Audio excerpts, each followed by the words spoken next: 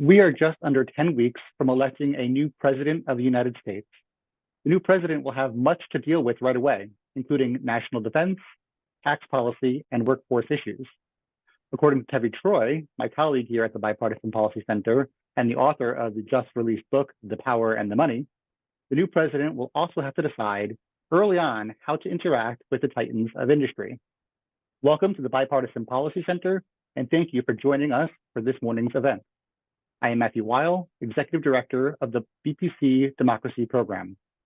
Over the next 45 minutes, you will hear from both Dr. Troy and Wall Street Journal editorial board member Allysia Finley about what history tells us about the interactions between the presidency and business. More importantly, we will get to hear their insights about how a President Trump or a President Harris administration might approach the business world during this heightened moment of populism and skepticism of big corporations. I'll add one shameless plug about the book here. Tevi's latest book is another great one. You don't even have to trust me on that. You can read some of the attention the book has been getting in the New York Times, The Economist, the Wall Street Journal, and Politico. I thoroughly enjoyed it, and I recommend it. I also encourage you to flip through the end and chuckle at the CEO joke file. Now let me briefly introduce my guest. Tevi Troy is a Senior Fellow at the Bipartisan Policy Center and former Deputy Secretary of Health and Human Services during the George W. Bush administration. He's also a best-selling presidential historian. Dr. Troy has extensive White House experience, having served in several high-level positions over a 5-year period, culminating in his service as Deputy Assistant and then Acting Assistant to the President for Domestic Policy. He has held high-level positions on Capitol Hill and has worked with several other nonprofit organizations. Allysia Finley is a member of the Wall Street Journal's editorial board. Ms. Finley joined the Wall Street Journal after graduating from Stanford University with a bachelor's in American Studies. During college, she edited the opinion section for the Stanford Review and wrote columns for the Orange County Register. Welcome to both of you. This session will be conversational. We will see where it takes us. But if you in the audience have a question, please tweet it on X using the hashtag BPCLive or ask it as a comment under this video on BPC's YouTube channel, and we will try to get to as many audience questions as we can. And with that, I'd like to begin the conversation today, Tevi, by asking you, in The Power and the Money, you explore the relationships between various presidents and CEOs. What inspired you to delve into this topic, and what led you to the decision to write this book about these dynamics? Well, Matt, thank you for hosting this, and thank you, Allysia, for being on it. Thanks for Bipartisan Policy Center, and thanks for the good question. I wrote this book. It's my 5th book on the presidency. If you look at my books on the presidency, all of them are about what I would call presidents and blank. And blank is something that nobody's ever covered before related to the presidency and something that speaks to our current moment. So, for example, in 2020, I wrote Fight House about infighting in White Houses. And obviously, there was a lot of talk about infighting in the Trump White House. And I showed that there was infighting in previous White Houses. In this book, in The Power and the Money, I decided to look at CEOs who are big players in the American economy, big players in the American landscape, and the American mythology, and their relationship with various presidents over a 150-year period. And I was inspired to do it in large part because today, both Democrats and Republicans are very critical of companies. It used to be that the Republicans were seen as the pro-business party. Now both parties are bashing CEOs. They are also more powerful than ever. They employ 30 million people in the Fortune 500 companies, something like $40 trillion in revenue. So they're hugely important. They're hugely impactful. But at the same time, they seem reviled. And I wanted to get at that dichotomy.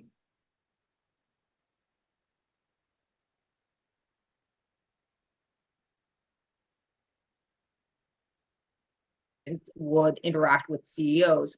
I want to ask a little bit more about your, you go all the way back to President Harrison, the Sherman Act.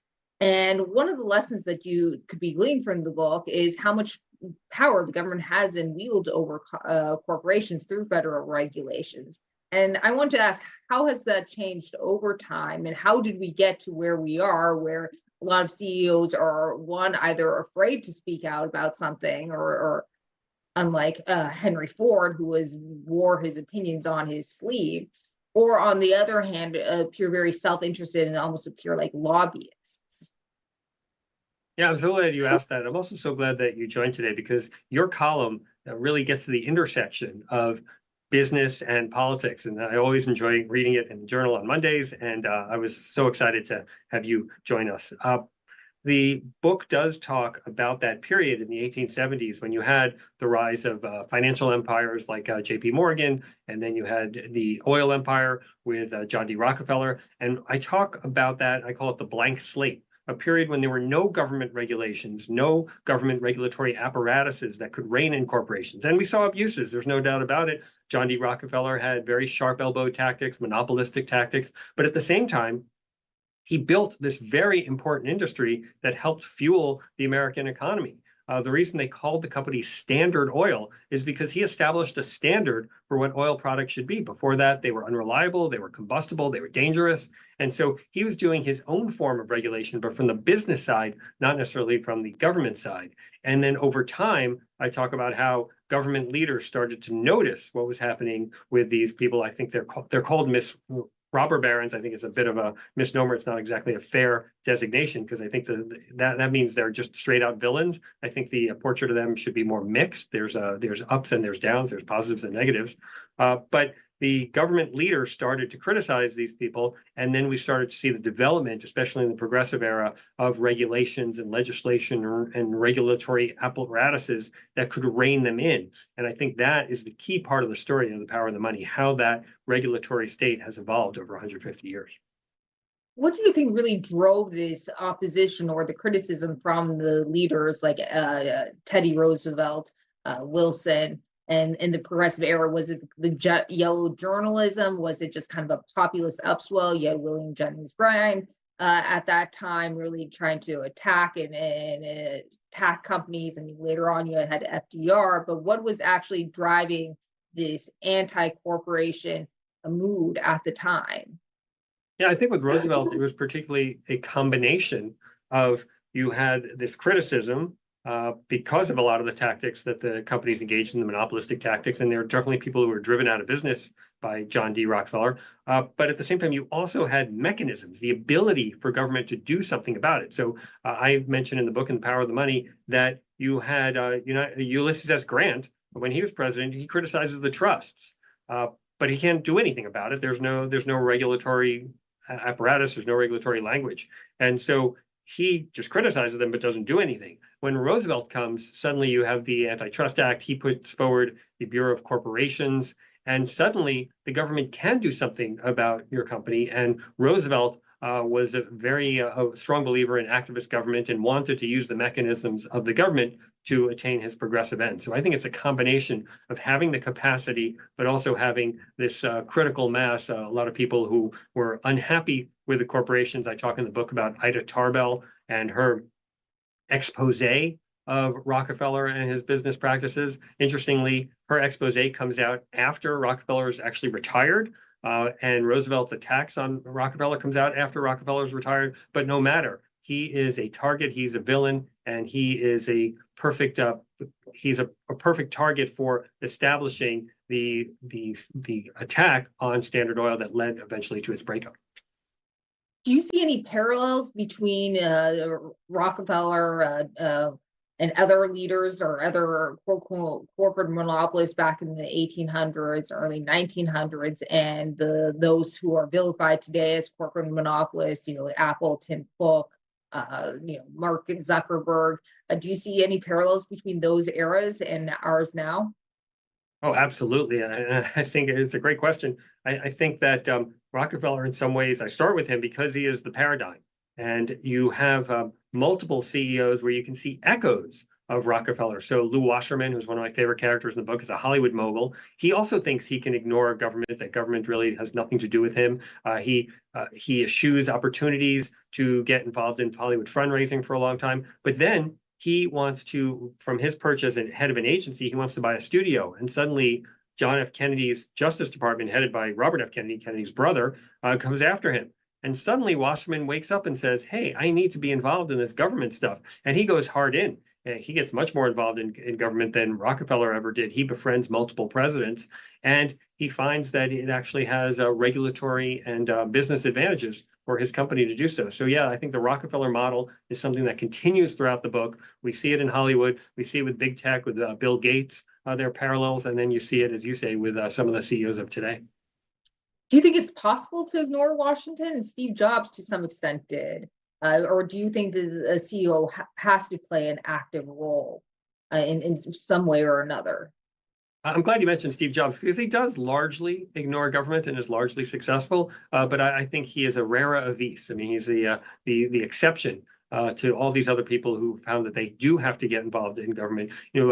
Bill Gates, he used to say that the private sector is 3 times faster than government, and that the high-tech sector is 3 times faster than the regular private sector, which means that the high-tech center, according to his analysis, is 9 times faster than government, implying that he doesn't have to worry about those slow people, the Leviathan of government. But the Leviathan still has big, strong jaws. And if it grabs you, even if you're fast, it's not going to let you go. And so I think that CEOs are increasingly recognizing that they have to take government into account and they can't be successful in their businesses without it. Now, the reason that Steve Jobs is a bit of an exception is because Apple is a high-end product. It's not something that everybody has to buy. And so he could kind of skirt around a lot of the regulatory state in that way. He also was seen from a very early age as a visionary. He jumped around a lot. He also left Apple when it was a difficult period for Apple. So I think there's a bunch of reasons why Steve Jobs was the exception. But if you look at Tim Cook, his successor, Tim Cook sure is involved in government, and it seems like he's pretty good at it, even though he initially, as a logistics guy, didn't want to do that kind of thing, but he recognized it was necessary. How have the relationships between presidents and CEOs affected policy over time? You talk about everything from the FCC regulations and media companies and the studios, all the way to antitrust laws and the current age with tech companies. How has that changed, and how do you think it's in some ways been beneficial, and in some ways, how do you see the downsides? Yeah, I'm not sure it's an upside or downside. I think it's a kind of a necessary thing. If you are a CEO and you have shareholder value as one of your goals, as it should be, then you need to take government into account, and you're trying to shape the regulatory state. One of the best stories in The Power of the Money is about Lew Wasserman, where he had been Ronald Reagan's agent in Hollywood. Then years later, Reagan becomes president, and there is this attempted regulatory change by the FCC on what's known as the FinCEN rules, the financial interest and syndication rules. Now, these rules were beneficial to the studios at the expense of the networks. And Wasserman was from the studio side. And to change them would have been basically a free market innovation, a free market change. And Reagan was, as we know, pro-free market and generally inclined to make that kind of change. And Mark Fowler, who was his head of FCC, is pushing this regulation. But then Reagan gets a visit from his old pal Wasserman. And suddenly the Reagan administration backs off this regulatory change. And I think it was, you could see, I mentioned this in the book, that it was such a necessary regulatory change that in the Clinton administration, they ended up making that change. And, 10 years too late, but it was done. But I think Wasserman had a huge impact in kind of shifting the trajectory at a crucial point. Now, I often hear about the issue of regulatory capture, and that's the charge that corporations essentially have regulators under their thumb. But what I'm increasingly seeing is actually the opposite, is that regular companies are captured by their regulators and they feel afraid to speak out about things. And I think I've seen that with in the banks right post-crisis, and then with the automakers currently with all the electric vehicles, in which they went and lobbied for them. And I recall Mary Barra, the GM CEO, standing with President Biden, announcing these new fuel economy rules and a whole suite of subsidies. How do you think that threatens economic growth or democracy? Yeah, I think regulatory capture is a very interesting issue. And I think I don't think the regulatory capture is one or the other. I think it's both. I think that the agencies can capture the companies, but also the companies can, and I guess the traditional sense of it, can sometimes capture the regulators. And it's a coziness that I think is what makes people unhappy with big business and its relationship with government. And I think it's part of the reason why I was inspired to write this book, because both sides both Democrats and Republicans seem to hate big business. But it's also something that I see in your column, something that you're talking about, how the companies can be cowed by government. And I don't think it's good for democracy. I think the government has too much power over companies. It doesn't mean we should go back to the blank slate I talked about in the Rockefeller era, where he could do anything he wanted without any limits imposed by government. But I do think right now, in an era where government can tell you who you can hire, and government can tell you where you can sell your products and what kind of products you can sell. I mean, there's so much that government can impose on your business. And if you're a smart CEO, you don't want to run afoul of that. And so you are very careful in your public statements, and you are very careful in what your company does that doesn't appear too partisan one way or the other. And when companies do go too far one way or the other, I think there's backlash against them. And so I think companies have to take the regulatory state into so much account into everything they do that it's not necessarily that they're doing what's best in terms of innovation or in terms of shareholder value, but they're doing what they can to not run afoul of the regulatory state. Right. And on Republicans, we brought up or mentioned earlier, they really turned anti-corporation. They used to be considered the party of business. You go back to Coolidge all the way back in the 1920s, and the business of the American people is business. But Republicans have, shifted almost left in a way, or become very populist. And you often you heard this at the Republican convention with J.D. Vance beating up on big corporations, especially big tech. Now, what do you think has caused that shift? It's a great question. And first of all, I lay out in The Power of the Money that there's a 150-year history here. And Roosevelt, obviously, Teddy Roosevelt was a Republican. He was pretty critical of corporations. I mentioned that William Howard Taft almost played golf with John D. Rockefeller until his wife thought better of it. So there have been instances of Republicans being critical or wary of corporations.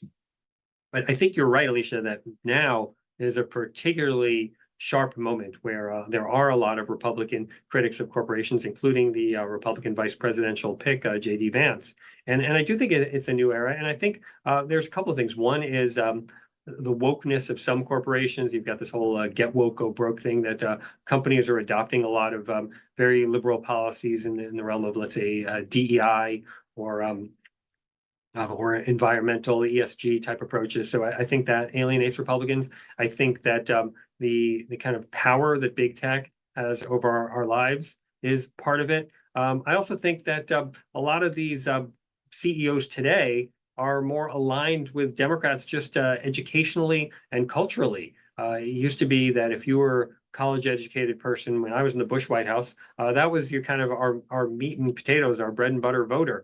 We could count on those people. Now those people tend to vote Democratic, and those people are often CEOs, and the white working class is more the Republican voter. And so there's a shift in who the constituency is of the Republican Party. And then there's another thing, and it's something you get at in your columns a little bit, but that I think Republicans feel that for a long time they were defending corporations and carrying water for corporations, getting a lot of criticism as the party of fat cats. And then you would see corporations engaged in behavior that was not helpful to Republicans and actually beneficial to Democrats. We saw this especially with the Affordable Care Act, when the Democrats, or when the Republicans were trying to oppose the Affordable Care Act, and pharma under Billy Tauzin, who is a friend of mine, but Billy Tauzin made the decision that we're going to back the Affordable Care Act. A lot of Republicans said, what the heck? I mean, we've been being attacked for being pro-pharma and defending pharma for all these years. And the one thing we ask of you in opposing the Affordable Care Act, opposing Obama's big healthcare mandate, and you guys turn the other way on us. So I think that really alienated Republicans. So there's a lot of these things that come together to form this current moment. Right. And I'm also recalling in 2020 how the Chamber of Commerce came out for a couple of dozen Democrats or endorsed them despite their support for measures like the PRO Act, which would have nationalized or rather banned right to work laws and other promoted other union measures, and came out for a $15 minimum wage. And the Republicans were rightly irritated that here you have the business chamber supporting Democrats who are for anti-business policies. And it seemed to be a little bit of politicking, but they were not happy about that. Now, kind of want to move to the current area with Donald Trump, and what was his relationships like with other CEOs when he was in the White House, and what would you expect if he were to win re-election? And how would he interact with CEOs? He's made it very clear that he doesn't like Mark Zuckerberg. Will that change? Can Mark Zuckerberg get in his good graces again, like Brian Kemp has? What do you see happening if he were to win again this November? Yeah, I think it's a really good question. I think Trump is transactional.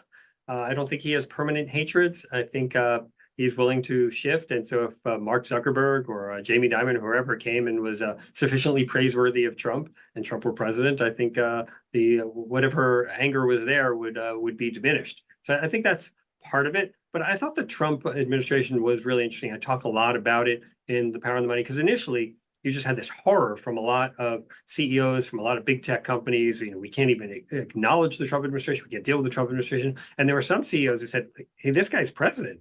We've got to find some way to deal with the situation. And Mark Zuckerberg did have dinner in the Trump White House. Trump later made fun of him for kissing up to him at that dinner. But so Zuckerberg made that kind of effort. Elon Musk joined his corporate advisory board at one point. Some of these CEOs later left the corporate advisory board, but Musk had a good point, which is, why shouldn't I take the opportunity to shape the views of the president if I have the chance to do so? Aren't we better off? Now, a lot of what's going on is that the big tech companies are now among the biggest companies. You know, the FANG stocks really help drive the S&P 500. And those companies tend to have be placed in Silicon Valley in California, and they tend to have very liberal workforces. And the liberal workforces often are pushing the companies to go in a more liberal direction, and particularly to be critical of Trump. And there's a great instance, a story I talk about in The Power of the Money, where Zuckerberg is talking to the Trump White House staff about an issue, and he's inclined to agree with the Trump White House, but he's wary because of his staff. And then you have some of Trump's aides kind of snicker, oh, Mark's with us, but he's afraid of his liberal staff. So I think the workforce is an important issue. You look at someone like Jamie Dimon, he's got a company that is nationwide. They've got workers everywhere in Kansas and Iowa. And so he's not focused as much on one side of the aisle. He knows he has to appeal to both sides of the aisle, and he's very careful about it. I talk in the book about how he is what I think is this very clever construction. I call it barely a Democrat. That's what he says. And when a Democrat hears that he's a Democrat, they say, oh, wow, you know, one of these bank CEOs is on our side. That's great. And the Republicans hear the barely up part, and they hear, oh, well, he's against the excesses of the woke left. He's on our side. And I think it's a really clever way of signaling to both sides that, you know, don't think that I'm the enemy. Right. So what would you expect from a Kamala Harris president? News stories I read, they hardly even mention that she has any relationship with CEOs. In fact, that's one thing I hear from the Biden administration, is that the officials in the administration do not talk to CEOs. They do not talk to business people. They do not understand business. And in fact, they often condescend to business, and they actually view business as kind of a stain, and they don't want to have any associations with business people. Now, what would you see in a potential Kamala Harris? How would she interact? Or do you know of any people who actually are giving her guidance on how to relate to business? Because presumably, if she wins the election, and this is something I'm personally worried about, is that we're going to enter a recession at some point, just because of there's going to be a cyclical downturn. And she's going to need the help of businesses, and she's going to need to help businesses grow and to revive the economy. Now, how do you see her being as president? What kind of model would you see her following?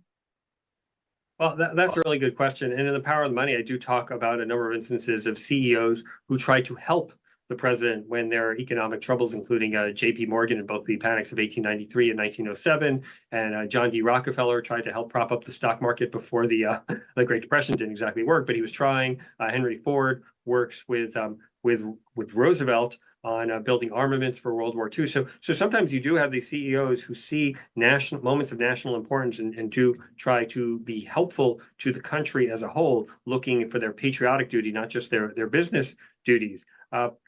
It would be hard to see that kind of cooperation happening with the Harris administration, although, to be fair, I don't know exactly what she thinks, because she's been a bit of a cipher since she got the nomination. She hasn't been speaking publicly about her issues. Even when she backs away from her far left positions, she hasn't done it herself. She has these aides release statements saying that she's backing away from it. So it's not exactly clear where she is on a bunch of issues. She doesn't seem like someone who's cozy with business. On the other hand, her brother-in-law, Tony West, was a former PepsiCo executive. So, I mean, I'm sure she knows some people in the corporate world. And, if you're a senior person in DC, these corporations hire people on both sides of the aisle. So I'm sure she knows Democratic corporate execs. That said, there is a lot of hostility on the Democratic side, even as the Republicans are more hostile than they've been in the past. I would say the Democrats are still more hostile overall to corporations. And so I think they'd have a bit of a rough go in a Harris administration.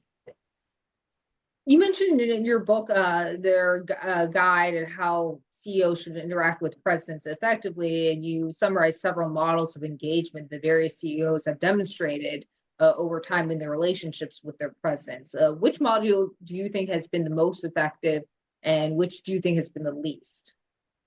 Any model that includes engagement, I think, is important. Those people who try and ignore Washington, I think, get burned by it, whether it's John D. Rockefeller or Bill Gates or initially Lou Wasserman, and those who try and engage and figure out what they can get for the presidents, how they can be beneficial to presidents. And this, this can get back to your previous question about Kamala Harris. There are things that corporations can bring to presidents in terms of not just corporate donations, but also staff and events to kind of prop up the economy and show that things are going well. So there are advantages to befriending to corporate leaders, and some presidents of both sides of the aisle have taken advantage of those potential benefits in the past. So I would say a high engagement model is important, but you got to avoid the partisanship. So my thought on this is if it's you're adjusting knobs on a stereo or something, you would go high as possible on the engagement and low as possible on the partisanship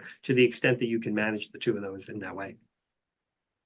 As someone, you served in the Bush administration, you had a direct experience in the White House. What kind of relationship did President Bush have with CEOs and corporations? And how did that differ from some of the more recent presidents? Yeah, President Bush generally had good relations with CEOs, and there are a number of instances. I was a domestic policy advisor, and in that role, we dealt with CEOs on issues like trying to address obesity. We brought in the heads of the snack companies and the fast food companies to see what we could do about it. I developed, when I was there, along with others, the flu plan to what to do about avian flu if it strikes in the future. And we had to deal with pharmaceutical CEOs. We had a meeting with pharma CEOs in the White House. So CEOs were recognized as someone who could potentially be beneficial. That doesn't mean you do everything they say and you recognize that they have the interest of their company when they're coming to talk to you. But I will say that Bush generally recognized the importance of CEOs, recognized the importance of companies. And, he is our first MBA president. And I think it showed in the way he approached things. Are there any CEOs that you left out of the book that you might have been interested in? You could have done another chapter or two on. There are a couple of CEOs I thought about in relation to Joe Biden, Pat Genslinger, the Intel CEO, and Mary Barra, the GM CEO, and their relationships with Joe Biden, which have mainly involved lobbying for more money in this new era of industrial policy. But I was wondering, maybe you had some other CEOs that you didn't include, but you might have. Yeah, I love this question, and I'd love to hear your thoughts also on who else I might have had since you've read the book. But I put a lot of thought into which CEOs I should cover, and I developed index cards. And on each index card, I put the name of the CEO, the era they were in, the industry they were in, how many presidents they interacted with. And I was arranging them so that I would cover iconic American businesses, the auto business, the banking business, the media business, movies. I also wanted to make sure I had coverage of multiple presidents and that every president was covered. And one of the insights I had in the book, one of the things I brought to it, was that you had the CEOs, they're not term limited the way presidents are. So they could deal with multiple presidents. You can compare and contrast how they dealt with these multiple presidents. So every CEO I covered had to have dealt with multiple presidents and presidencies, and if it was more than two, even better. So again, I put a lot of thought into it, but overall, it's CEOs from iconic industries who are generally pretty famous or pretty well known to the average reader, who interacted with multiple presidents and had interesting stories. So you talk about presidents, CEOs who I left out. Jeff Bezos, he didn't make the book. And I thought about him, I really did. And he had an index card and everything. But when you look at it, he just didn't have that many interesting interactions with presidents. And I think what makes my writing interesting and compelling, or at least what I try and do in all of my books, is have these juicy anecdotes where the reader says, oh, that's fun. Oh, I didn't know that. And I just didn't have that many good Bezos stories that would justify his inclusion in the book, even though he is a titan of industry, has been around for a long time, and his company is a huge one. Yeah, and I think that's one of the things that really makes the book wonderful is you have all these interesting, colorful anecdotes, like Catherine Graham being summoned to the White House and Lyndon Johnson basically undressing before her and schooling her and chewing her out about what it's publishing about the Vietnam War. Now I want to ask about Elon Musk, and he's another colorful figure, which is maybe putting it nicely. And he's evolved over the years. And you note in his book that he was praised by Obama, and when he was innovating with both Tesla and SpaceX, and now he's moved and become very outspoken on the right.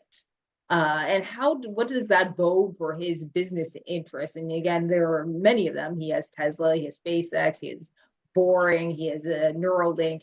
And do you think that this is wise? Again, a terrific question. And look, Musk is made by the Obama administration. As you said, Obama goes to visit him in Florida at SpaceX. The Obama green incentives lead to the rise of Tesla. And to this day, Musk still has not voted for a Republican for president. I know he's likely to vote for Trump in 24 as he's endorsed him, but he still hasn't voted for a Republican for president. He even backed Biden in 20, he backed Hillary Clinton in 16, Obama in 2012. So here's a guy who's more on the Democratic side, but there's a bunch of things that have happened to him in recent years. He complains about the woke mind virus. He doesn't like how the left really hit him after he tried to reshape Twitter and rename it X. His approach to free speech isn't so popular on the left. So there are a number of reasons why Musk has moved in the direction he has. When I was talking earlier about the dials, Musk, I think, goes too far on the partisanship in terms of the full-on endorsement of Trump. But at the same time, I've got to defer to Musk to a degree in that he does things differently. He joked on Saturday Night Live about how he is the guy who rebuilt the electric car and he sends rockets into space. Did you really think I was going to be a normal, chill dude? He approaches things differently. And I appreciate that. And so maybe the model that I lay out in The Power of the Money is too constraining, and he has a different model that might work for him.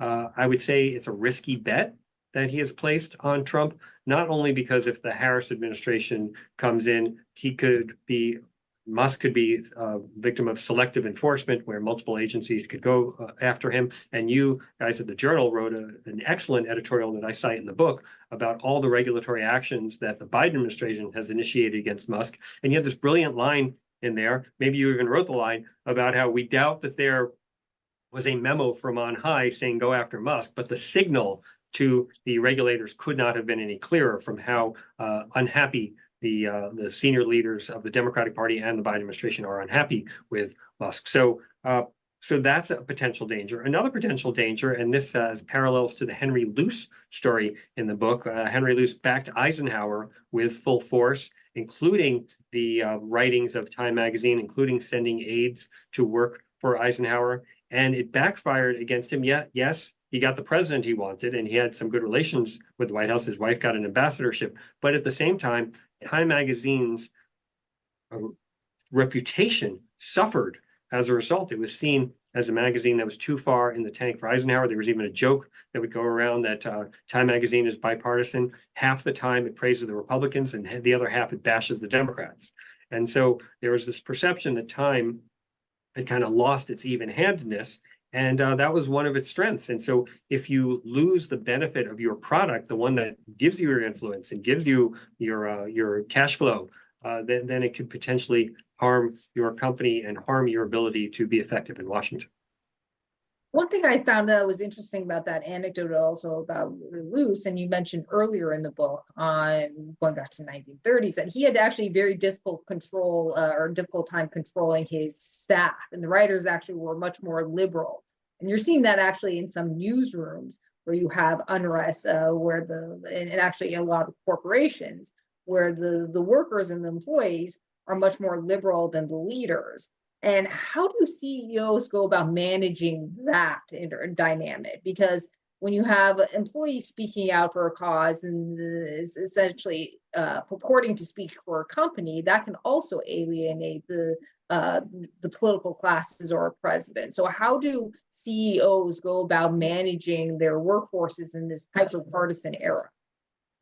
Yeah, it's a really good question. And I wrote a piece for your fine paper not that long ago about the use of the word like, and how when I interview people, if they say like too much, I'm less interested in hiring them. And somebody called me who was a hiring manager at a corporation, and she said one of the things that she asks is, what would you do if you disagree with the policies of the company? And one employee, or potential employee, said, well, I would go to HR and I would start a protest and I would object to what the company's doing. And my friend said, well, we're not hiring you.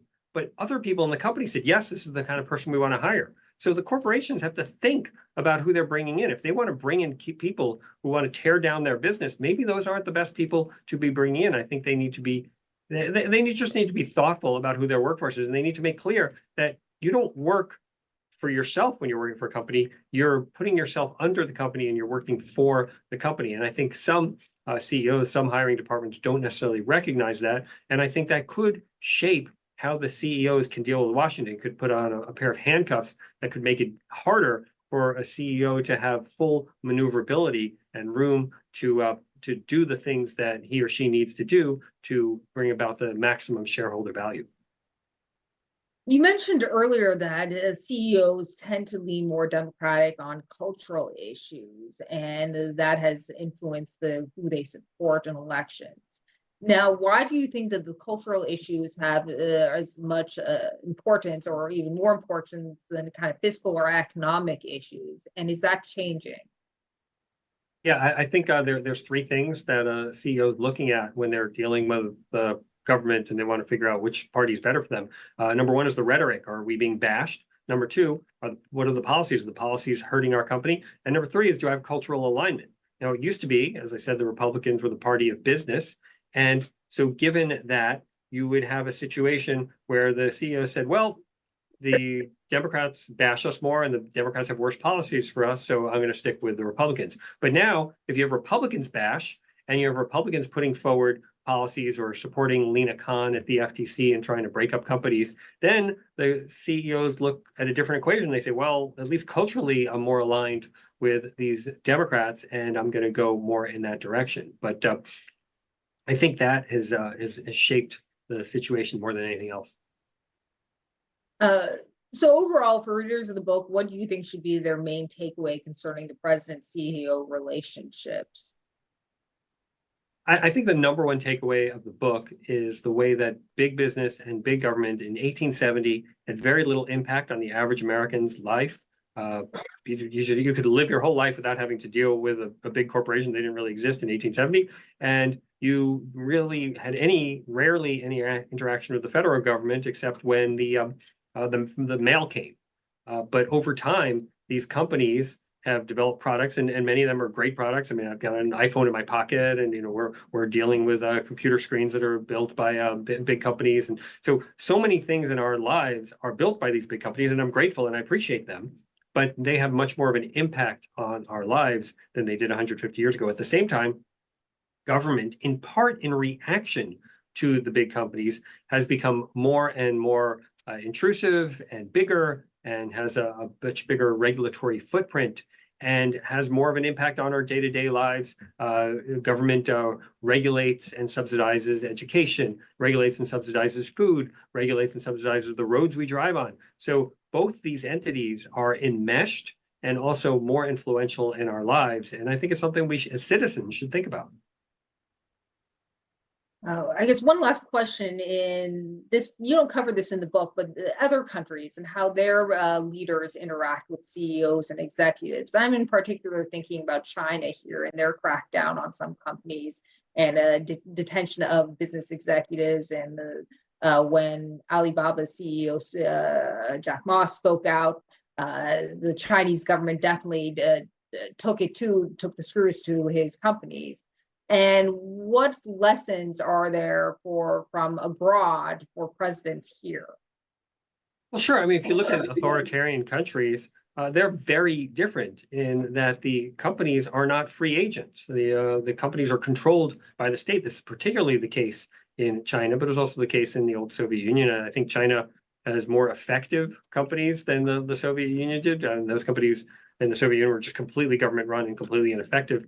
China has big corporations that are successful, but they really are acting on behalf of the state. The U.S., one of the reasons that this is an interesting question, what I addressed in the Power of the Money, is because corporations are independent entities. Yes, they're regulated by the government, and that doesn't mean they can't make big profits, because they do. That doesn't mean that they can't shape our lives, because they do. But what happens is that they are increasingly cognizant of what government is telling them to do. So they act in ways that are often beneficial to what government wants to accomplish. But the companies are largely free agents. And I think that is what makes the American companies different, and certainly the authoritarian model, but also different from what I've seen in other countries around the world.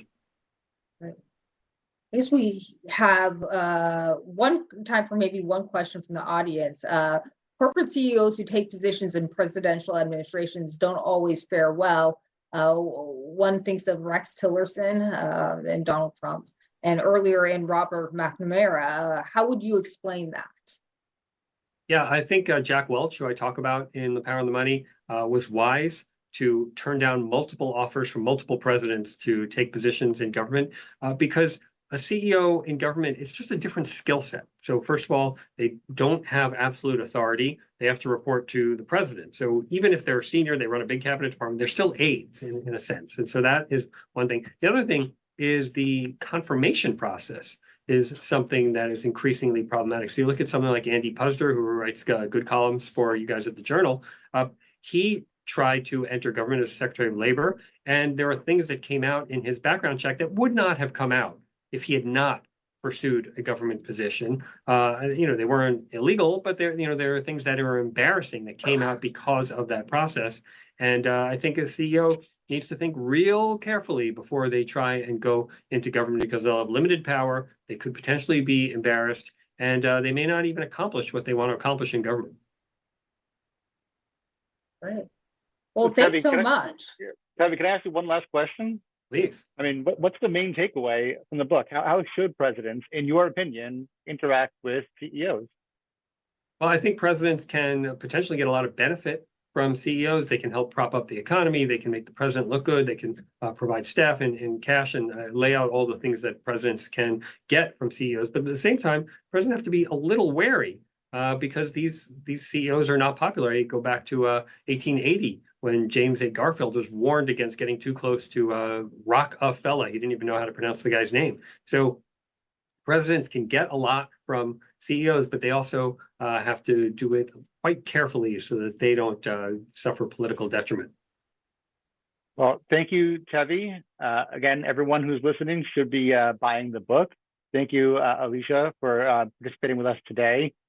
You can watch more events at BPC. You can find out all about them on our website, bipartisanpolicy.org. And thank you for attending today's event.